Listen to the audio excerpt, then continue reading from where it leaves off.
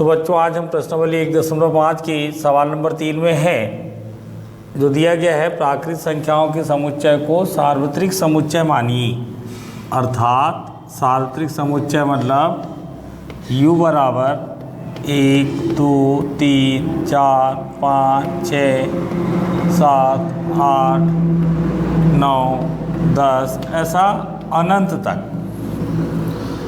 इसके बाद नीचे कुछ क्वेश्चन दिए गए हैं, इनके हम लोग को पूरा ज्ञात करना है। सवाल नंबर 1,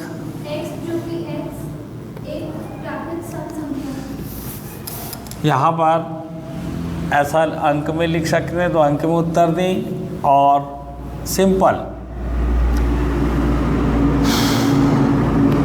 क्योंकि यहाँ पे हम लोग को समुच्चय का नाम नहीं दिया, हम लोग लिखते चलेंगे समुच्चय a बराबर x, चूँकि x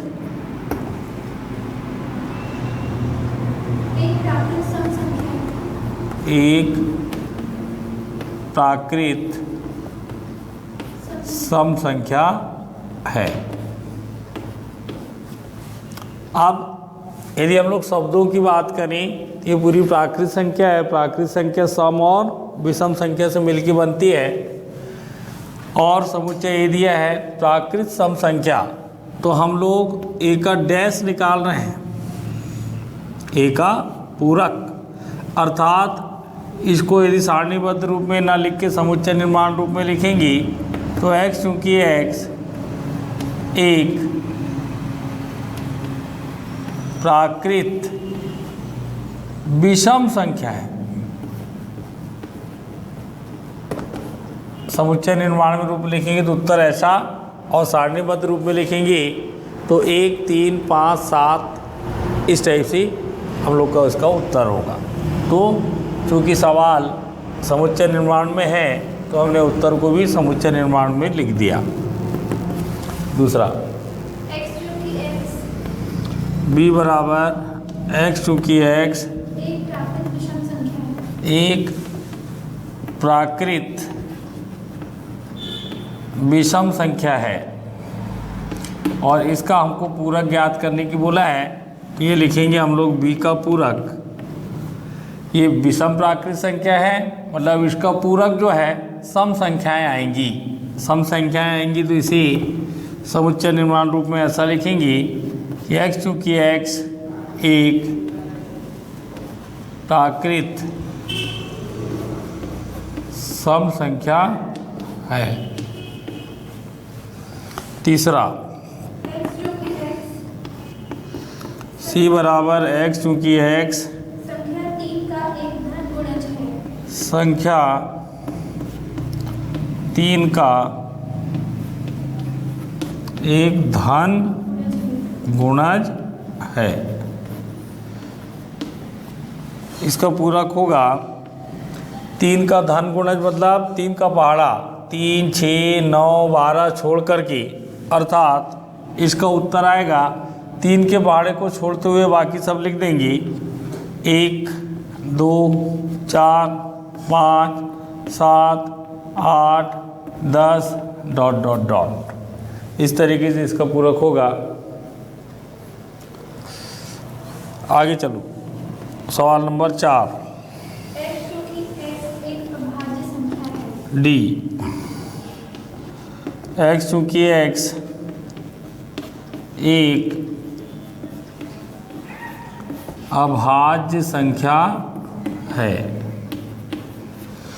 अब अभाज्य के हिसाब से यदि बात करें तो प्राकृत संख्याएं भाज्य और अभाज्य दो संख्याओं से मिलकर बनी हैं, लेकिन इसमें अभाज्य बोला तो समस्त भाज्य संख्याएं भी आएंगी और साथ में एक भी आएगा। इसलिए इसको इस टाइप से लिखे अपन लोग, सारणीबद्ध में तो ज़्यादा बेटर है। एक अभाज्य मतलब 2 3 छोड़ कर की 4 6 8 9 10। चूँकि इसको यदि हम लोग ऐसा लिख दें कि इसका जो पूरक है भाज्य संख्याओं का समुच्चय, तो गलत हो जाएगा, क्योंकि इसमें एक भी शामिल है, अर्थात एक को भी हम लोग को यहाँ पर दिखाना होगा। सवाल नंबर 4 हो गया। सवाल नंबर 5, इसको अपन समुच्चय ही मान लें। x चूँकि x 3 और 5 से विभाजित होने वाली एक संख्या है। 3 और 5 से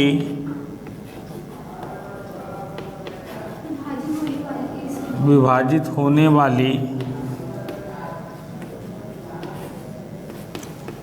एक संख्या है।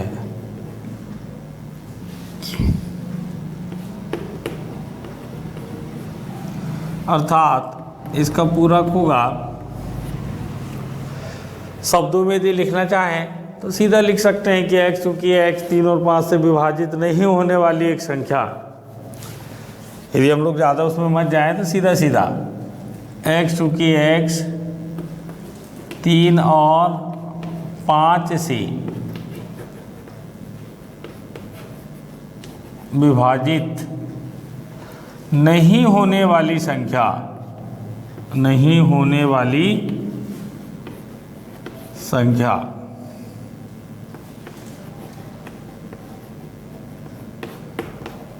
इस टाइप से सवाल नंबर 5 खत्म हुआ। एक सवाल और कर लेते हैं। सवाल नंबर 6, x चूँकि x चूँकि x एक पूर्ण वर्ग संख्या है। एक पूर्ण वर्ग संख्या है। अब पूर्ण वर्ग संख्या का मतलब 1, 4, 9 इस टाइप से। तो हम लोग इसी को यदि सारणीबद्ध में न लिख के समुच्चय निर्माण में लिखेंगे तो x जबकि x एक पूर्ण वर्ग संख्या नहीं है, सीधा। अर्थात इसका मतलब 2, 3, 5, 6, 7, 8 इस टाइप से पूरा आएगा।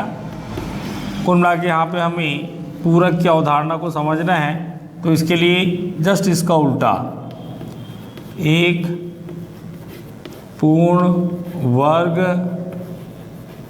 संख्या नहीं है। इस प्रकार जैसे अपन यहाँ पे अभाज्य वाला लिखे हैं, इसको भी चाहते तो हम लोग यही लिख सकते थे कि x चूँकि x संख्या भाज्य कहाँ लिखेंगे, x चूँकि x एक अभाज्य संख्या है, इसका पूरक, तो x चूँकि x एक अभाज्य संख्या नहीं है, ऐसा भी हम लोग यहाँ पर लिख सकते थे। बाकी इसका भी मतलब वही हुआ। इस प्रकार आज की पढ़ाई यहीं रोकते हैं और शेष 5 सवाल हम अगले वीडियो में देखेंगे।